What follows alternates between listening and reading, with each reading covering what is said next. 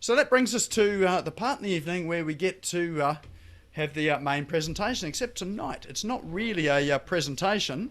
It is a conversation with Andrew Cominos, who is the sales guy. So Andrew's a guy that I met virtually pre-COVID, and I was walking out of a networking meeting one morning, and I'm not quite sure how it happened. We must have been chatting on social media or somewhere, but No, yeah. we met at FM's. No, we didn't. We met somewhere else first. Oh no, we did No, meet we at FM. met at FM's, mate. We met at FM's. Yeah, that's right. He's right. But anyway, I'm always right.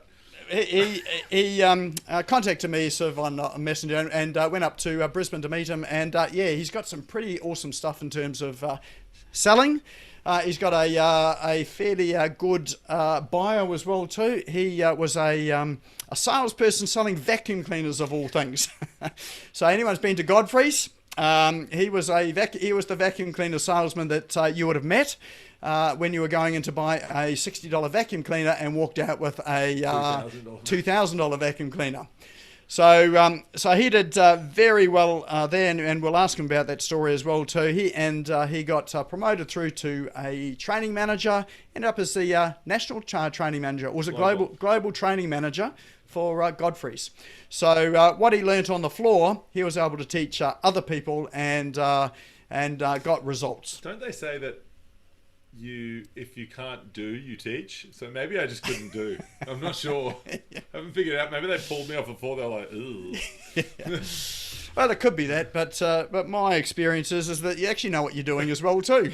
So I've been in some of your programs, and I would highly recommend it to anyone who is struggling with sales or want to make more sales.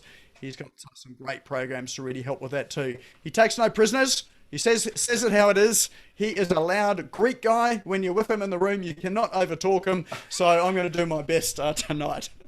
So, well, you put me on the side of the camera, so all you have to do is just push slightly, and I'll just be like. So let's put our hands together and welcome Andrew Cominos. It's much different when it's silent clapping. When you're live in the room, it's like, hey, and then Zoom is a different environment, isn't it? So, well, maybe as it is an interview as well too, feel free to unmute yourself and interject at any time if you've got a question or you want to join the conversation, or drop it in chat and I'll monitor chat there. And Ron says, "Oh my goodness, my vacuum cleaner carked it today." Well, there's a guy that could probably sell you one. If you need a recommendation on a vacuum cleaner, after just tell me in the chat what you're looking for, and I'll tell you which one to buy. That way you don't have to go get sold. I'll just tell you which one you should go get and how much you want to pay for it. That's another thing. All right. Well, maybe by way of introduction, tell us a bit about your background. I did say you're from Godfrey's, used to sell vacuum cleaners, but there's probably a bit more to it than that, isn't there? Yes, not much. Not a lot. So guys, thanks for having me along, firstly, Nick. And secondly, so I actually started out, when I was probably, when I was 18 years old, I did not have any motivation whatsoever. You know this whole story. I'm just going to say the same thing over and over again. But I didn't have... we've lost me and found John. So yeah, I didn't have really any motivation whatsoever. And but I remember... what happened was I went online and I looked for a job for someone who had no experience and no motivation. And first thing that came up is this thing that said, earn lots of money, no experience needed. And I wanted to earn lots of money and I certainly had no freaking experience, right? As you can imagine, what that was a little thing called door-to-door selling, right? Because they paid you no money, right? So they didn't care who you were. And, you just had to get out there and earn commission. Now, most people did that for possibly 2 weeks.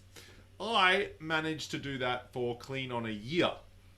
So, for anyone who's ever done door-to-door selling, actually, is there anyone here that has done door-to-door selling? Yeah, I did. 12 years. 12 years. 12 years. Wow, that's pretty impressive. I meant, so did you do it? So did you do it for I did a company? 2 months. Or did you do it for a company, or did you do it for I did it for Encyclopedia Britannica. Oh, okay, cool. Yeah, sweet. I was their national manager in the end. Did you? Was it commission only? Yep. Oh wow, 12 years comms only. Yeah, good money. Good money. Haven't seen many of them around recently. I was the guy. They got sold to some Swiss Jews in 1989. They walked into the head office in Chicago University and gave them $40 million in gold for it. Wow. Okay. There you go. And then the internet came along. Yeah. And then they were the first encyclopedia on the internet. Yeah. Exactly. Google is the new encyclopedia. But so what happened was I was rubbish. selling. What'd you say? Rubbish. Well, it doesn't matter whether it's rubbish. It's like, have you ever heard the saying, meet the market where they're at, not where you're at? Yeah, right? I know. And it's also the fact that lies are lies, but if you tell them often enough, they become the truth. Yeah, or people at least believe they're the truth. So that's like the lie, the lie which I'll talk about tonight, of all you need these days is marketing. Don't sell without selling. Right? Talk about that later. Right, so the whole idea was, so we were selling we were doing business to business, selling charity. So at least when John was selling his encyclopedias, he was giving some kind of value. I was just asking people to give me money and get nothing in return except for a smile and feel good about themselves. So we did that for a year, and then I realized I kind of needed something that was a little bit more stable. After building a team of 22 people and losing them in the space of 24 hours, something that took me 9 months to build, I realized that this is not super stable. So then I joined Retail Force, the Retail Force, and I got a couple of jobs, doing sales here and there. I did telco, I did Optus, and I did Optus, I did, what's that? There was another company, I can't remember it. But basically I sold a lot of phones for a while. And then what happened was I was always the best, because the reason I stayed in door-to-door sales is because I loved it. And I wasn't the best because I'm just the best salesperson that's ever lived. I just was the best at selling because I understood the fundamental psychologies, because I was obsessed with selling.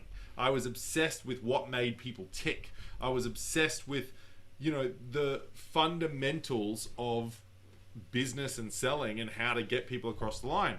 And so then I joined Godfrey's after a couple of years, and that's where I really hit the ground and found my stride. I was a manager and I was a salesperson, and then within the first couple of weeks I was the best salesperson in the company within the first few weeks. And then I was a manager, and then an area manager, and then the national sales trainer, and then the global sales trainer. And then from there, I left Godfrey's actually and became the director of sales for a few different companies. Meanwhile, developing my own models that I could then bring to small businesses and help them to implement similar attitudes and similar processes and systems that I saw were working for big businesses day in and day out. And that is what I'm here to teach you guys tonight, I suppose. So, in all that as well too, there is, and I found... I'm here to drink wine. Yeah, I found that, working in sales, I came from I was taught by the timeshare boys how to sell superannuation. So you can imagine how insurance and timeshare go together. So it was pretty brutal. But out of all that there too, only... I've noticed this when I've hired salespeople, there are only a very few people that are any good at sales. Most people are average to bad. So why is that? Because most people think they're good at selling. Ah. Right. So the problem with salespeople or with selling is two things. Right. Well, actually, let's clarify three things. The first thing is awareness of your own ability, right? So you get two types of salespeople usually. Those that think they're oh man, I've got sales, I'm good, I know how to sell, right? Sales should be easy, right? And the second type of person is, I'm terrible at selling. I'm the worst. Now, actually, that's a good poll. So for those that think they are the top salesperson, really good at sales. Or at least just you think you're good. You think you're a good salesperson. Just type G for good in chat. Those that think that you are, it's a thing that you just don't like and you're just no good at it, just type in, well, what should we type in? B. B. Okay. Bad. Bad. There you go. So B.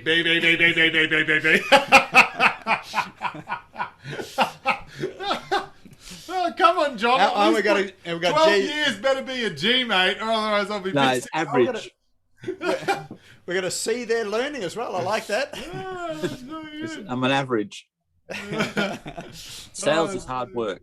Yeah, it is. It is so, hard work. So, guys, and I think the thing is people either think they're really good at selling or they're really bad at selling. And I think the problem there is that where I find the majority issue is actually in the second point, which is, I used to, when I was in retail and I was working for commission, I would find that a lot of people would say, in retail I was working, so I had a salary and commission. I'd find that a lot of people they'd be like, oh, you're just a retail sales guy, right? That's easy. I mean, if anything, if things don't pan out in what I want to do, I can always be a sales guy. I'm like, well, can you? Right? It takes a while, and for John would really know this, to really learn to sell and to master selling is more than even a uni degree. Like, it is hard bloody work because people are an enigma, right?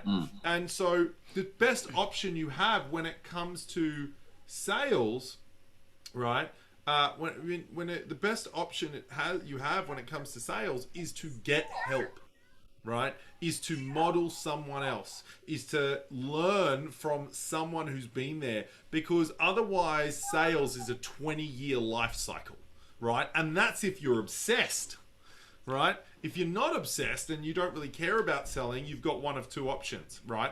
And I make this clear. You're either born, right, as a natural born salesperson, which means you'll never be able to teach others to sell. You'll just do it. We've met a few of those in our lifetime, right? Who just happen to be able to convince people, but their entire team can never convince anyone, so they never scale and grow their business because they don't understand, right? They don't have the processes and the systems and things like that in place, right? Or you get taught. So that's an interesting thing in that some are natural born and some need to be taught. But let me ask you this here. Like, I know that in marketing, the great thing about a website is that when people come to a website, when everybody comes to a website, they are reading exactly the same thing over and over again. There's no change, there's no difference or whatever. What I have noticed with some salespeople, or not salespeople, some businesses, is that every time they meet someone or every time someone walks into their business, what comes out of their mouth is totally different every time. Yeah. So what's the problem with that? It's called bullshit. There is that. Tick. No. So what the problem with it realistically is actually more so that inconsistency develops inconsistency, and the reason people do that is because they are someone who is they're personable, so they're good with people, right? The biggest problem there is I love watching it, right? Have you ever seen, right? Has anyone ever seen like a great salesperson for a company, right? They're sitting there, they're crushing it day after day, selling everything, and then they do one of two things: either go and start their own business, or they join a small business, right? And the small business or their own business doesn't have a thing called a sales process. And because there's no sales process, the person then just lives this life, as lots of salespeople do, me included, this life of called winging it, right? And so what happens is their sales skills go down. They tend to convert reasonably when they can get to the meeting, or if they can, but when they get to the meeting, they can't sell premium items. They can't get the sales that they used to get. They just fail miserably. Why? Right? Because your sales process is key. And imagine this, and this is what Nik was talking about before. Let's take 100 people and line them up right? We take 100 people and put them in a line, and we go and we sell. We get one person to go and sell the same thing to every single person. But how they do it is very different. They do something different to every person. They ask different questions. They say different things. They close a different way. They do everything different. Now, what consistency or what results can we expect from that 100 people? All right? No idea. But on the other hand, what if you went to 100 people and you asked the same questions? You found the same problems. You came to the same foregone conclusions, like a myriad of different ones, but they're relatively similar, right? And then, right, on the back of that, you offered similar packages and products, but you just changed the way you interacted with the person based on their personality, right? Then what is the chances we're going to have a consistent result? Huge. We'll just have a bunch of people that say yes, a bunch of people that say no, and a bunch of people that say maybe. And now our only job is to decrease the no's and increase the yeses, because we know that this system works X amount of times. So how do we make it more efficient? So what? And that's what big businesses do, and that's why they work. So that's your well, it's probably anyone that's rung up a call center, like let's say Telstra call center, and the people there that are working at the other end. You ring them up every time, they say the same thing. They're working off a script that's in front of them, and I know that I've said to them, "Don't tell me the script. I already know the script. Here's my problem." But they all just work through a script, and it's the same thing. Yeah, but there's times where let's make this clear. There are times where you want the script, and I didn't say a script either. Remember that, right? I said the word process, right? Yeah. Because John will never. I mean, he's a nice guy, but he can't sell like me because he's not me, right? And I can't sell like John because I'm not John, right? No. David is on the call. David Fisher's on the call, and lovely guy.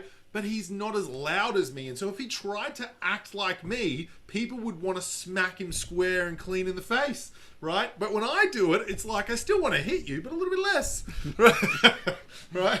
So, the thing is that you can't, everyone's different. Everyone has to sell the way they are. But what a sales process does is gives you consistency and, more important than that, scalability. So sales process then is how do you put one together? Like a big business has a sales process. I know big business have scripts and things like that as well. But how do you put together a sales process for, let's say, someone who is a solopreneur or small business with a small number of staff, or maybe the business owner is actually the main salesperson as well? How do you go about putting something like that together? All right, I'm going to start with this, and I hope. I'm gonna start with potentially, getting everyone offside here. But 95% of the people on this call, without even knowing you, I'm 100% sure that 95% of the people on the call don't actually know what they do. They think they know, but they don't actually know. What do you mean? They don't have total. They know what they do, but they don't have total clarity, right? Actually, John would know this really well because he freaking writes training, right? This is exactly why he would know this, because this is part of it. You need to unpack exactly what it is you do and be able to put that into some kind of learning journey. And so where a sales process starts is total, unadulterated clarity over what you do, what your people want, and what you teach. Right?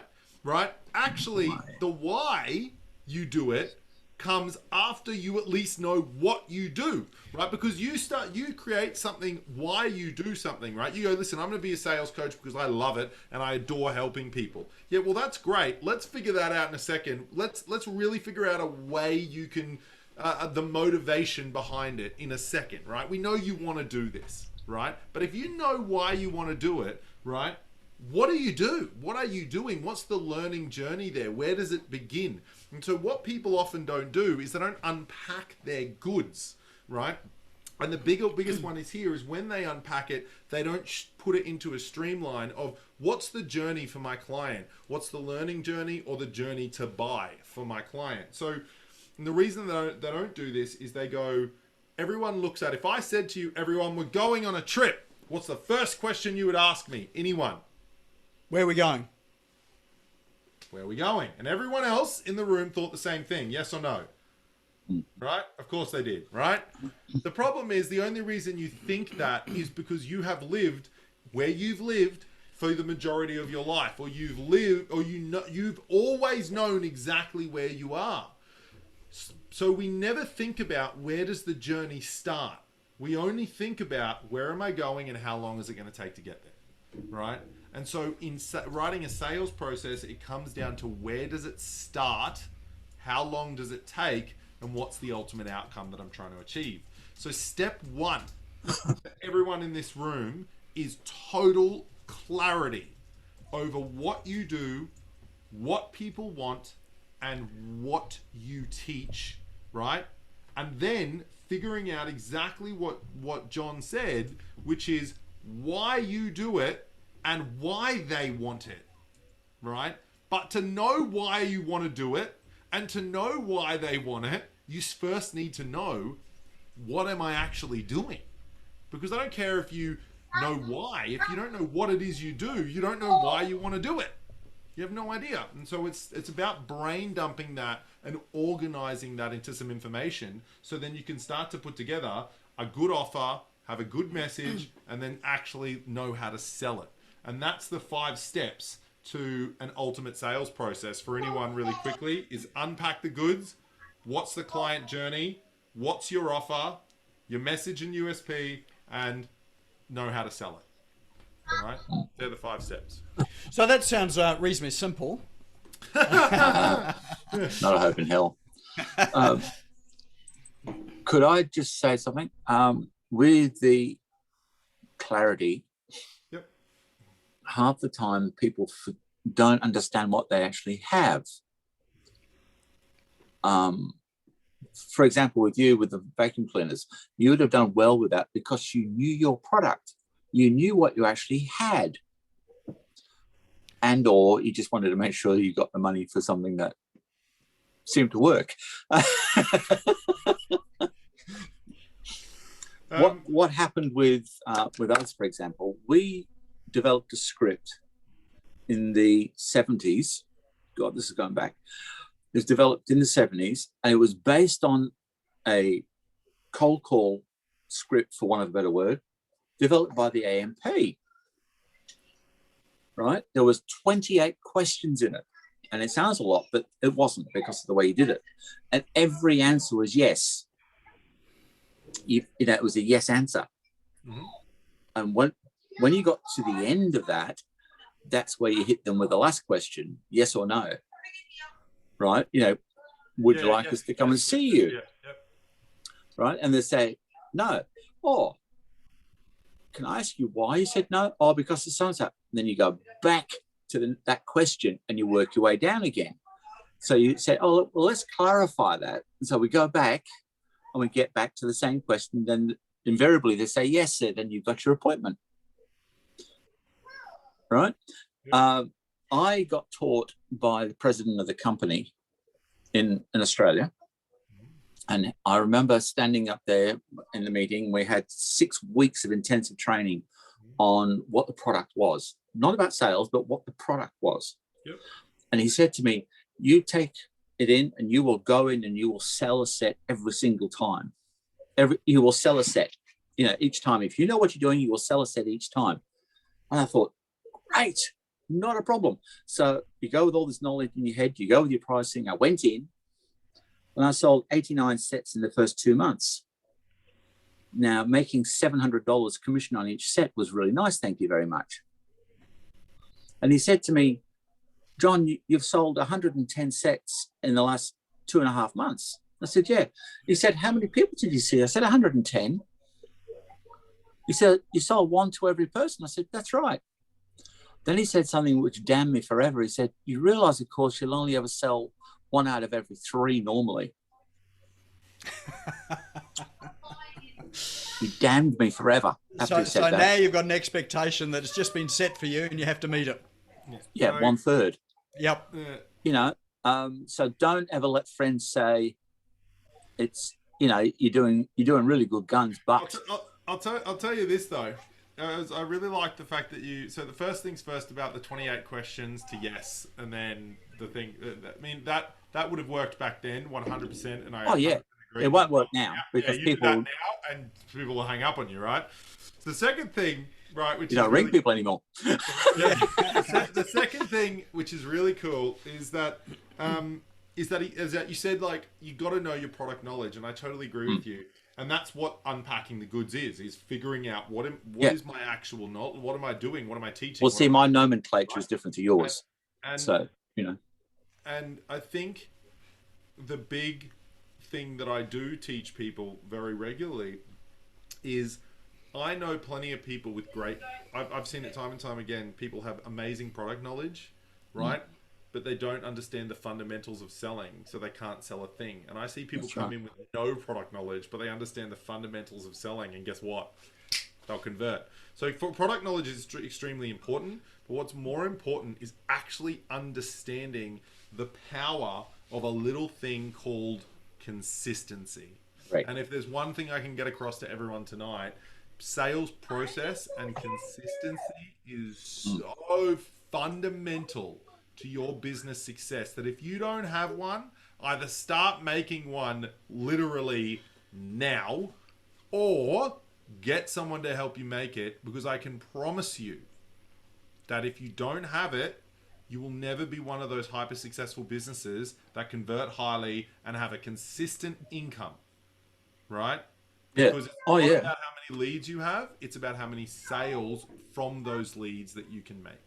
Actually, that's a really interesting thing that you make. A point that you make there is that I had a call from someone this week who's getting about 100 leads a week on their coming in on their website. Who here sort of gets 100 leads a week on their website, or who'd like that? It's a pretty good result. Why did everyone's hand not go up? I want 100 leads a week. Give me. So they're doing pretty well in terms of the lead side of things. But the problem with it was that they were not getting enough sales out of it. So out of 100 leads, they should be getting, so maybe 3 or 4 sales. But they just weren't getting there. They were, but they're not now. So there's one or two things that are happening there. One is that either the leads are not of great quality. So asking about the leads, the quality of the leads, they're the same as they were before. So they're the same sort of leads coming through. So then the next thing is a sales process. Making the sales. So if you've got say 100 leads a week coming in and you're not making any sales, how do you fix that? So there is a very slim chance that all 100 are bad leads. This is actually one of the really big considerations, guys, too. This is one of the really big issues that marketing and sales have always had with each other, right? Is marketing sends leads, and and sales people go, "Oh, you're sending me bad leads," and marketers just say, "No, you're just shit at closing deals," right? And so marketers think that they're sending the great leads, and sales think that they're crappy leads. Here's the thing: is marketers are right to some degree. The chances of 100 leads all being terrible are actually very low, right? Unless they have gone to market with a product or a system or something that is completely abstract to what you're actually delivering, right? Then the leads are terrible, right? The likelihood is actually that there's a short circuit in your system, and a way to the way to fix a short circuit, or the way to look at sales, is to see it as an electrical system. If there's a short circuit, you're not going to get any cut through, right? There's not going to be an electricity in the light bulb. It's just not going to turn on, right? But going through your system bit by bit and trying to see what is effective and what is not, right, will help you to find that short circuit and allow you to solve that problem and move forward. A really good way to do that for everybody here is to keep a sales journal. And everyone's going to be like, oh, I don't want to keep a journal, right? But seriously, it's a 5-minute job after every sales meeting. Go who the person is, what the meeting, so who the person is, what the meeting was about, what went well, what didn't go well, what the result was, and improvements for next time. And that's it. It takes you 5 minutes, and do it at the end of every sales meeting. Within a month, you'll be like, huh, wow, this is really cool, right? Now, I love that inability of conversion is due to marketers who do not qualify the lead, right? As I said before, if the marketer's gone out with something completely ridiculous, you know, fine. But it's very low. It's a very low chance that all of them are going to be tire kickers. Now, should marketers really qualify the lead so we have the best chance of converting? Sure. But for a small business owner, right, the likelihood is, right, that you are the marketer. The likelihood is that you are not qualifying the lead. That's a easily solved problem, right? Can we? The likelihood is that it's an easily solved problem. More importantly, if you aren't closing deals, guys, I can promise you, you either aren't putting things out there that are actually targeting who is best suited for your service or product, right? Or so when you get in the sales meeting, they're like, this isn't what I thought it was. Or, right, you're just not running a sales process that's effective and therefore closing deals, right? And so it's not just about getting more leads. More leads isn't going to get you the way. It's about fixing whatever is stopping you from selling.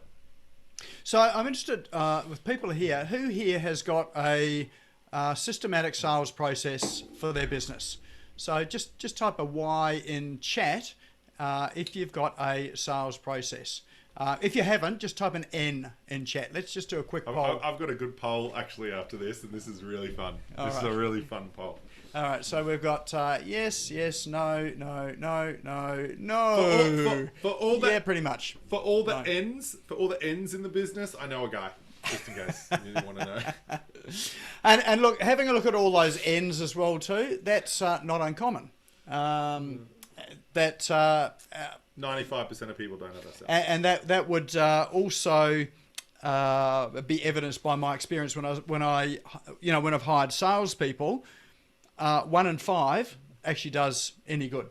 Okay, ready? Because they've got a sales process. Watch this. Yeah. So, everyone, I've got a poll for you. Really quickly, right? Type in without thinking about it, right? Just type it in without thinking about it. First number that pops into your head. What's your conversion rate as a percentage? What's your conversion rate? 86. 0. 1. Oh my God. 40. 30. Wow. Is that it? Come on, guys. There's not like 6 people in the room. 60. 10. All right. 10 question mark? Right. Now watch how these numbers change. Ready? And this is an ode to clarity.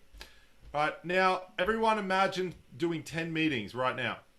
Get in your head. Imagine doing 10 meetings. Right? Out of those 10 meetings, how many of those become your client? Go. Now, out of those 10 meetings, how many become your client? 5, 0.1, 7, 5, 5, 2, right? 295 out of 10 meetings. Damn. Right? Shane, right? Yes. Right. 29%. 29%. Okay, Yeah. that makes more sense. 9. Just see how quickly the numbers change, right? Because people, there's 2 things here, right? And this is a really good exercise, and I love doing this exercise because either you get people that do this. There's 2 ways that this happens. People go, I've got a 70% conversion rate, and I'm like, all right, 10 meetings, how many? And they go 3, and I'm like, okay, well that's not 70%. Or right, they go, I've got a 10% conversion rate. I'm like, okay, if you did 10 meetings, how many would you close? And they're like, 4. And I'm like, great. So you'd close 4. Well, how many meetings are you getting? And they're like, well, I've got 100 leads and I'm not getting any meetings. And I'm like, so the short circuit is before the meeting then, isn't it? right? And so it's a really, really, really powerful way to just quickly ascertain where someone's head is at, right, in terms of their conversion rates. And so, you know, what I loved about John's is that you could tell that he knew exactly what his conversion rate is, because I said, what's your conversion rate? He said 86% off the bat, right? But I guarantee it, if John went from a lead comes in all the way through to lead, first interaction, meeting, all the way through to sale, right, it would not be 86%, right? And I'm not saying that it'd likely be high, right? But so meetings are not leads for me. So you don't have leads with sales that you make. You don't have meetings with sales you make. I very rarely go and do meetings. What'd you say? I very rarely do meetings. This hence the beard. Mine is basically all online. This is coming off on Friday because I'm going to Sydney for a week to see clients.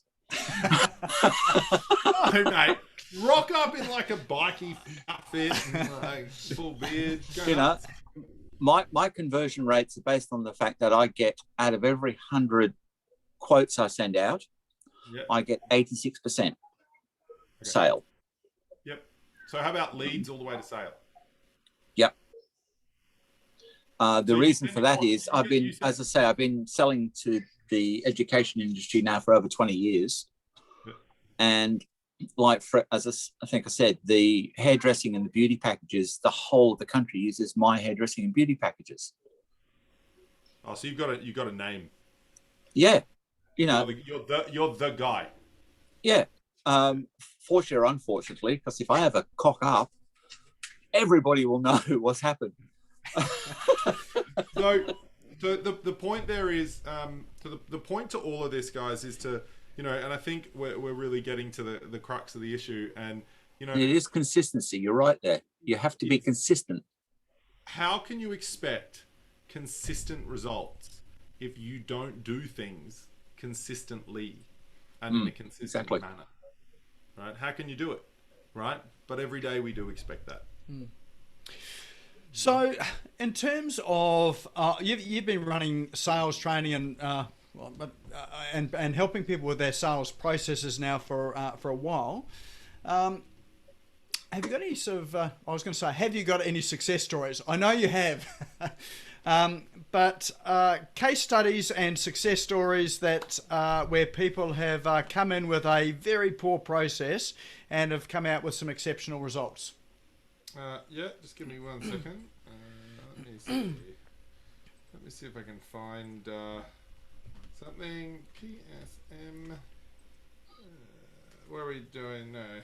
Here. Alright, let me just open this PowerPoint presentation really quickly. This is going to be very funny. I like this. Alright. Over the last 12 months, I have been working with Andrew, and that's been absolutely amazing. Would you like to read this? No, that's my testimonial. So. Yeah. So one of my favourite ones actually was a guy named Nik Cree, funnily enough. And Nick came to me and he said, he goes, Andrew, I'm converting, right? But the wait time is it's brutal, right? And during that wait time, I lose, 30% of the deals that I've closed, or I thought I've closed. I've sent the proposal and then they just don't come through, right? And he goes, but I'm a web developer. I can't close on the spot. My answer to that was bullshit. Of course you can close on the spot. And he said, how?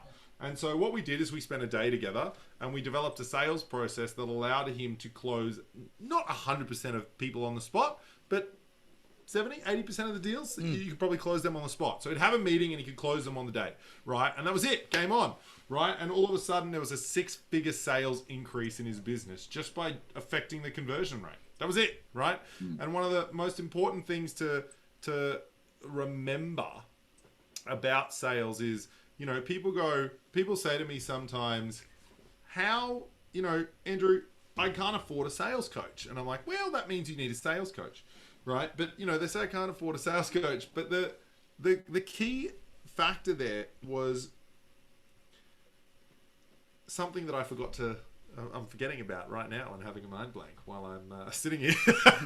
So, no, the key factor, is, if you increase your conversion rate, by even 2%, and you're making, say, 100 deals a year, right? Actually, let's go something different. Let's go, you increase your conversion rate by 5% and you're making 50 deals and each deal is worth, say, $10,000. I know that's $500,000 a year, but let's just keep it nice and even for the numbers for me, right? And we increase our conversion rate by 5%. Now, 5% for anyone who knows anything about sales is such a minuscule amount of increase. It's not even funny. That's something that... What'd you say? $25,000. Right. Well, yeah, exactly right. So $25,000. So is that worth paying, right? Say $3,000 to get a sales process done for 25 grand, right? But you got to remember that's a 5% increase by using the sales process with no training and with no practice whatsoever. The likelihood of someone getting a 5% increase is so minuscule, is so nothing, right? It's most people who don't have a sales process implement a sales process and they get a 20 or 30 or 40% increase. And not because I'm amazing, guys. I want to make that freaking clear. It's just because I've given you something to stay consistent with, right? And if we're looking at the yes and no's, then most people don't have a sales process. So actually having a sales process, even if it's a average sales process, is better than having none at all. You know, yeah, absolutely. You know who my favorite story is actually, you know her very well, is Pip. Good old. Does anyone here know Pip Meacham? Put a yes or no in the box in there if you know her, like a Y or an N, if you know Pip. Yes. You do? No. Oh, there's a few that don't know her. That's great. Right. We must get her back here to speak. Yeah, if you don't know her, you need to know her because your business is unorganized without her, right? So Pip, amazing young lady. I met Pip at one of Nik's events actually, and you know, we got to talking and. You know, when I met Pip, she was really struggling in her business, like super struggles. So you remember, you were there, like she was really struggling. Like the revenue issue was dramatic. I don't want to get into exactly what it was, but it was bad. And, you know, I remember 6 months later, after working with her, just implemented a sales process, gave her some tips. And you know what the thing about Pip was though, is I want to make this clear. I'm not amazing, guys. I'm good at what I do, sure. But if you don't take action on your stuff, and I'm not saying this to sell myself, I'm saying if you can't take action and you cannot get past your own shit and just push forward, right, then no, sales doesn't work for you. It's about pushing forward. Sales is about, like John and I were saying before, is consistency. If you can't be consistent, you're not going to get anywhere. And, you know, Pip was a really good story, Nik, is that, you know, 6 months later, she sent me a message and said, I just hit my first 6-figure year, right? She went from, you know, about to shut down to, I just did my first 6-figure year. And now she's like crushing everybody, right? She's won an award. She's yeah. Like she's on her way, I reckon, to being $1 million business. What type of business does she do? What'd you say? What type of business does she do? Systems and processes. So basically, she takes your business, runs through it, figures out all your systems, and figures out the ultimate systems and processes you need to make sure that your business runs as efficiently and time-orientated as possible. She's a freaking machine. So I bring in all of the cool apps and tools in the segment. She actually goes and implements those in businesses, picks the right ones, implements them, and helps them to understand how to run it. So she's pretty amazing, really. She's a monster. She's an absolute monster. Right? She makes us look stupid. Right? But yeah. So yeah, that would be a couple of little glorified tales, I guess. So anyone here got any questions while we've got Andrew here about your business or want to run your business past Andrew here to look at what you could do in your sales process? Here's a good thing, but also what's your biggest issue? All right. What's your biggest issue, right? And don't ask me something like, how did you get into sales? Or what do you find in sales? That's not going to help you. We already know he's a vacuum cleaner salesman. Ask me something that's going to genuinely help you in your business. You have a sales coach here for free. And I'm happy. I'm not a guy that holds shit back, by the way. I'm just not that guy. So if you ask me a question, I'm going to give you the answer. Right? I'm not going to give you the what and not the how. Right? So just ask and I'll tell you. Right? So feel free to unmute and ask or drop it into chat. We've got one in chat there already. Converting cold Facebook ad leads. What do you mean by that? One? Is it one? It's what? One?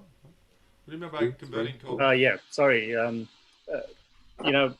used to deal with referrals all the time. I was great. I thought at sales, and then went into. I had basically a 90% conversion rate with any warm referrals, and since I went, COVID started, and then went digital, it went almost to zero.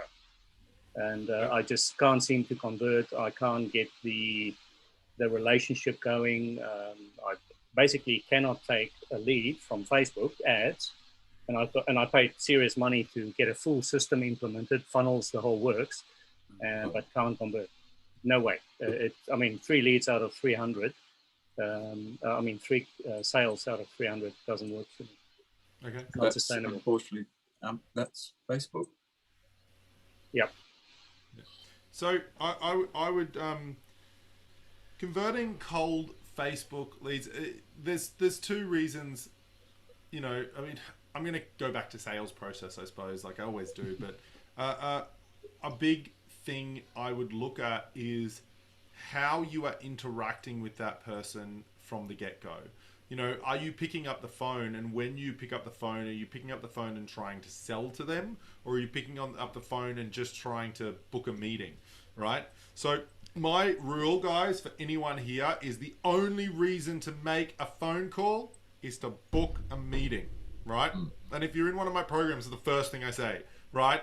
Only reason to pick up the phone is to get a meeting, not to just unless you're checking in with a client, right? And even if you're following up with someone, follow up by booking a meeting with them so you can go through your proposal, you can go through your quote. Because I can promise you, if you're struggling to convert, right, then you're going to get a much higher conversion rate by being on a meeting than you are on anything else. And a really, really good way to do that, mate, is, you know, and I don't know if you are picking up the phone and calling all these people, but if you're not, make sure the ads are getting their phone number so you can do it and see how they found your lead magnet or how they found whatever you're offering them, right? But the bigger thing is when you pick up that phone and you call them, yes, it's more time consuming, a crap load more time consuming, and I totally understand that. But it's better than a 0.1% conversion rate, which is what you write before, right? Yeah, well, I actually enjoy the phone calls. That's what gives me the buzz. So, but I set up meetings with them, and I had 29 meetings and 3 sales out of those. Okay, so then the 2 things there is 29 out of 300. Probably that's pretty close to bang on, right? 29 out of 300 because it's a 10% conversion rate on a cold call, right? But I mean, they're not totally cold calls, so I would probably be hoping for more like a 20. So I'd want to see like 50 or 60 out of the 300, right? Because a total cold call, we work on about a 10% conversion on average, right? That's the average conversion for a total cold call, right? In this day and age particularly, right? And then you can double that for a warmer cold call. Where I would be looking at though is 2 things. 1, right? Cut the script in half. Hey man, my name's Juan. I'm doing XYZ. This is what I do, mate. Listen, I don't want to say anything on the call. I'm not saying I'm not a salesperson, right? But you know, I don't want to sell anything on the call. What I actually want to do is book a meeting with you and sit down and have a chat, right? Now, if it's something where they've downloaded a lead magnet, you can go one better and go, hey man, it's Juan. I just wanted to check in and see how you went with this lead magnet. Blah blah blah blah blah. Sweet as, right? Thanks heaps. Thanks heaps for downloading Lead Magnet. The only purpose of my call today is to offer you a free strategy call. Anyone that's downloaded the Lead Magnet gets a free strategy call to go through any of the questions or things that you have, right? When's the best time for you, right? That's it. That's all you need. You don't need anything more. No explanation, giant freaking thing. I don't have time. You haven't booked a meeting with me. I'm a business owner. I'm not going to spend 30 minutes on the phone with you. I'm going to give you a minute, right? And if you're going to keep me on the phone for longer than that, I'm not going to book the meeting with you. Does that make sense? Yeah, it does, and that's exactly the process I've been following actually, and that's a system that was set up for me. Yep, and then so there's something you're doing on the phone then, so I'd have to listen to a phone call. So if you want to get my email off Nik and shoot me a recording, I'll happily type back to you and see what I saw. But secondly, right, and this is the bigger thing is the problem. The short circuit then is in the meeting. There is something, if you've got 29 meetings and people were happy to sit down with you for half an hour or an hour and you got 3 conversions out of the 29, then there's an issue massive issue in that scenario, because I would have hoped for 15, right, at minimum 15 conversions. I agree. Right? And previously, I'd sit down for 29 meetings. I'd get at least 25. Yeah, With the Facebook ones, I don't. And so I don't know what the difference is. The massive difference there, mate, is that the average conversion rate for anyone getting referred to someone is 80%, right? And that's across the board, right? And that's because, you know, referrals have a little thing straight away called edification and trust. And so trust naturally gives you this bang, right? All right, I trust you already because Nik said you're great, right? And so, you know, it's, you know, that's different. These people don't know you or trust you. So your job in that meeting is to deliver them with certainty. They're sitting down with you because they've decided they like you, right? But now you've got to deliver certainty, right? And then once you deliver certainty, that'll make them trust you. And then once you deliver that trust, then you can say, all right, now pay me some money. Yeah. No, thanks, Andrew. I really appreciate that. Right. All right, a couple of other questions here. Nicola, she's saying biggest issue is selling to families. Do you want to unmute and tell us a bit more about that? Yeah, elaboration required.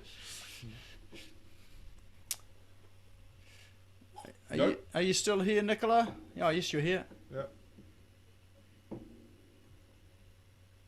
Or have you disappeared? Right, we'll answer Sorry. Yes, I am here. I'm you go. multitasking. Oh, there we go. Caught you out. So what do you mean in 20 seconds or less? So I can get to the other questions as well. Yeah, sure. So what I mean by that is I sell to families rather than businesses. So my issue at the moment is building a sales process that won't be too salesy, because it's not a business that I'm selling to. It is a family, and it's also a luxury item, I suppose. It's life story videos that I sell. So I create life story videos for families, but I'm struggling to get people. They love the idea. They absolutely love the idea, and they want to do it. But as soon as we get to the pricing, and the fact that, you know, they've got to find upwards of $1,000 for a 15-minute video, which is pretty damn cheap, but to a family, that's money they've got to find. So how do you sell to a family as opposed to a business? There'll be three major things there. One is going to be your is the client that you're dealing with, right? You know, there's a chance that, you know, you need to, if you're dealing with families and not businesses, and the cash flow is not readily available, right? Or they don't see the value in things, then you got to pick the right client, right? Is this a premium item? And if it's a premium item, find premium families, right? And I'm not saying that to discount anybody else. I'm just saying there are some people that drive Mercedes and Maserati and Ferraris, and there are some people that don't, right? And the guys that drive that, right, are going to pay for this, right? And in fact, they'll probably pay a lot more than $1,000, right? So there's that, right? So there's that, and I'm not saying to, you know, and if you really want to make sure that this is available to everybody, then find a way to be able to do it where people can, you know, automate their own life stories, so you can make it really cheap for them. I don't know, but that's a consideration. I'm not saying that's a thing, but that is a consideration. The second thing, right, is right, and this is the big one that I heard there, is I don't want it to sound too salesy. That's in your head. That's you.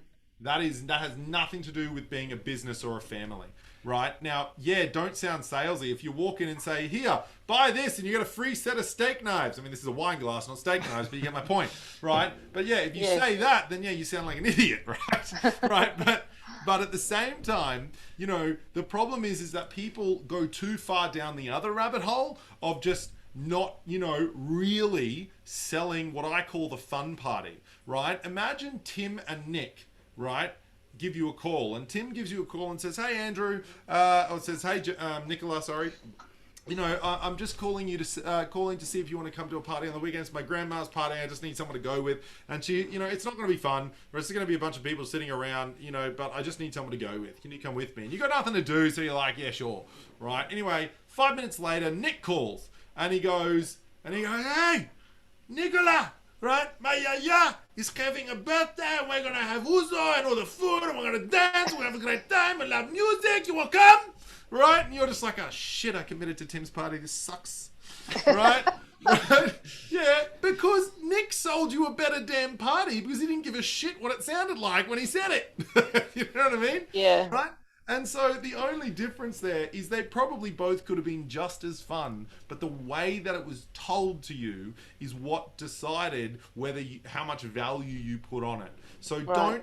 don't ever look at this whole salesy thing, right? Look at what is the best way that I can deliver certainty to this person that it's worth $1,000. And the third point, and this is huge, and you know, I'm sure that any salesperson in the room heard this, is you're not finding the decision maker. So that's it, right? And so your job, right, if you're not closing deals with families, it's because you're not selling to one person, right? You're selling to two. So your job when you're selling is, let's say you're selling to me and Nik, and I'm the decision maker, and Nik is the other person in the room, right? So you know, we're a couple. All of a sudden, Okay. right? Anyway, so you know, I'm the decision maker in the room. Your job is not to sell to me at the beginning. Your job is to sell to Nik and get Nik on your side, because then you guys can tag team and nail me, right? Because I'm the decision maker. So your job is to start with Nik and then move in to getting the decision maker, right? Because then Nik will back you up. But if Nik is not on your team when you move to the decision maker, I can promise you ain't getting that deal. Screwed. Okay. Yeah. Right? Does that make sense? Yeah, it does. It does. Yeah, I know. I've got a plan to get to the kids rather than the parents level is what I need to do. Yeah. Well, be careful with that, because if you get to the kids will ask their mum to get it, but you're not a cereal box, right? And so, you know, I don't care who the parents are. If my kids ask me to spend $1,000 on something that I didn't see the value in that they did, I'm not spending $1,000. True. Right? My kids could not sell me on that. Now, my kids could sell me on picking up a cereal that's got too much sugar in it if there's a toy in there, right? Because I know they're going to have it for 5 seconds, right? It's going to be finished in a couple of days and move on back to healthy food again, right? Right? But it's just be very careful. Getting the kids on side is a very smart idea, Nicola. Absolutely need to get them on side. But trust me when I say it's about finding who the decision maker in the house is and then getting the other person to help you get the decision maker on side, right? Okay. Right? I promise you, with an item like yours, it's going to be much more effective than just targeting kids. Yeah. Right. I mean, when I say kids, I mean the adult children of the elderly person that I want to do the story about. So it's it's not your young children. Yeah. Awesome. All right. Thank you so much. No, you're welcome. Jennifer, what? All right. Well, I was just going to say we're at time. So There's so many questions. there are so many questions and so little time. All right. Well, how about I do this, right? Because we've got a prize to give away, but that's too big. Do you mind if I do this now? All right. Right. All right. We've got a prize to give away, but this is the prize. That's a different thing. What I'll do for everyone, guys, is I know there's a lot of questions here, and I'm just not that guy, right? I always say that in this day and age, right, sales is about building relationships, giving value, and then you can sell your shit, right? Build relationships, give value, and sell your shit. So right now, I've built a relationship by talking to you guys all night. Well, not all night, for like an hour or whatever, right? But, you know, now I'm going to give some value. So for the first, how many people we got on here, Nik? What's left here? We've got 17 here. 17. So for the first 7 people that go, right, don't do it yet, wait up, right? So for the first 7 people, right, so get ready, everybody get ready. So if you want it, get ready. You don't know what I'm going to say yet. I can right? already see someone everyone's hovering over the keyboard. Right, because you don't know what I'm going to tell you to say yet, too. I'm not going to make this easy, right? So for the first 7 people to write, I'm going to say the word. When I say the word, that's your cue to go. All right, we'll get, for the first 7 people to put in the chat box, we'll get a 30-minute results session with me where I'll just answer all the questions on your business one-on-one. So we're not even going to do that, right? So that alone is worth a couple $100. Ready? So all you got to say, and when I say this word, it means go. I'm not going to say go, right? All you got to say is the word sales. What do we got? 1, 2, 3, 4, 5, 6, 7. 8. Oh, Jane, you said say it. Oh, nah, she's got it. She's You said say it. So Sales. Everyone else heard sales. Oh, it's so good. All right, sweet guys. My VA Jenny is on the call right now. She's taking down all your names. Jenny, you're taking down all their names. Please tell me you're taking down all their names. We will save the chat as well. She's taking down all your names. We'll be in touch with you very shortly, and I will. We'll be in touch with you very shortly. Anyone that said sales, we've only got 8, so we'll give it to the 8. So we'll give it to the 8. So anyone that said sales, we'll book you in for a 30-minute strategy call. Jenny will be in touch with you very shortly. Right? And we have a draw as well. Yeah, we do. Fantastic. So we've got a prize draw as well. We do have the wheel of names to draw it, but tell us what it is before we draw it. So now I will make this clear before we say it. You can't have both, right? So if you win the prize and you've got a 30-minute strategy call, then you won the prize. You didn't get the 30-minute strategy call. Or you can choose. You get to choose, right? But then you open up that spot for someone else to say it. So guys, pay attention to the names. If someone who's got a prize has won it, right? It wins this, then be ready to go sales. Right, real fast. Right? So guys, what it is for the lucky person who pops up here is going to get 1 month of free sales coaching in my Sales Success Mastermind, which is 9 a.m. on a Monday. So what that entails, right? So that's the session that you'll fall into, is the 9 a.m. Monday session, right? So it's 1 free month. So you get 4 back-to-back, 4 weekly sessions in my group program. You'll also get what we call an Andrew Save Me call every week for the 4 weeks, which means you can pick up the phone. I said sales, right? Sales, right? Do you want me to spell it for you, Jane? Right. Anyway. Right. So you also get a Save Me call, right, every week. So what that means is you can pick up the phone each week and say, hey Andrew, I'm struggling with this, or this is my question about business sales, right? This is my I tried to close this deal and it didn't work. I've got this deal coming up. What do I need to prepare? Right? All of those things. Right, and we work it through in a 15-minute phone call, right? And you get one of those each week. You also get access to all of our scripts and templates, but more importantly than that, you get, ready for this shit, right? This is the one that everyone's gonna be like, damn, I want to win this now, right? You also get access to our 2-day sales process masterclass recording, which means that you have a 2-day program that will develop your entire sales process. Now, that is worth $1,000 by itself, right? So now, usually it's $397 a month, but if someone buys 1 month, which they can sometimes here and there, right, I'll sell it for $1,000 because that recording is worth $697 by itself. So, who wants it? No one. Good on you, Jennifer. Right. Sweet. So here we go. Go. All for right. it. Well, we've got all of your names in the wheel of names, and the other qualifier here is you have to be here to win. If you've disappeared, then we draw it again, and you won't even know. So to pay attention to the names of the results session if you don't win, because a results session person might win. Oh! Line ball. Hey! Oh, that's yours, one. Congratulations. Right, that means there's a sales spot open, by the way, so sales. Yeah, thank you. Sales. All right. So, all right. Well, let's give a massive round of applause for Andrew. So, hopefully there were some things that were in there that were helpful, useful. You can go and implement. You can do something with. Just by a look at the comments there.